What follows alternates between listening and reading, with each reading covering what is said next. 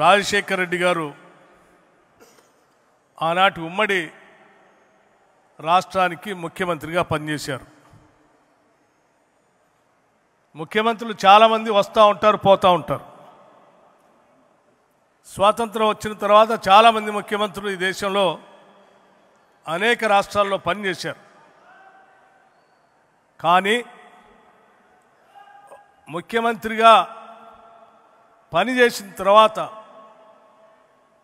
ఒక దశాబ్ద కాలం అయిపోయిన తర్వాత కూడా ఇంకా రాష్ట్ర ప్రజల హృదయాల్లో చిరస్థాయిగా కనపడేటువంటి ఏకైక ఆనాటి ముఖ్యమంత్రి ఎవరంటే డాక్టర్ వైఎస్ రాజశేఖర రెడ్డి గారు.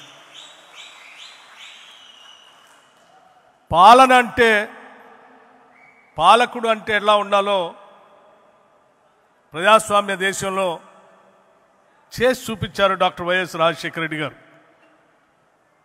ఓ పక్కన అభివృద్ధిని, ఇంకో పక్కన సంక్షేమాన్ని, రెంటిని రెండు కళ్ళలాగా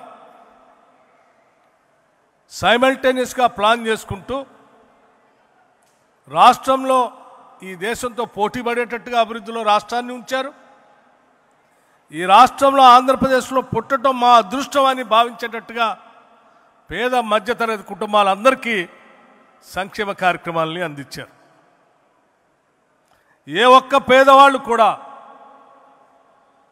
అనారోగ్యానికి గురైతే నేను వైద్యం చేపించుకోలేకపోతా ఉన్నాను, చేపిద్దామంటే డబ్బులు లేవు, నా కళ్ళ ముందే చనిపోతున్నాడు అని బాధపడేటువంటి వాళ్ళు తరతరాలుగా ఉన్నటువంటి ఈ రాష్ట్రంలో ఇక మీరు బాధపడాల్సిన అవసరం లేదు, నేనున్నాను అని చెప్పి రాజీవ్ ఆరోగ్యశ్రీ కార్యక్రమాన్ని తీసుకొచ్చి ఈరోజు రాష్ట్రంలోనే కాదు దేశంలో కూడా అన్ని ప్రభుత్వాలు ఆ రకంగా నడిచేటట్టుగా చేసిన గొప్ప నాయకుడు డాక్టర్ వైఎస్ రాజశేఖర రెడ్డి గారు.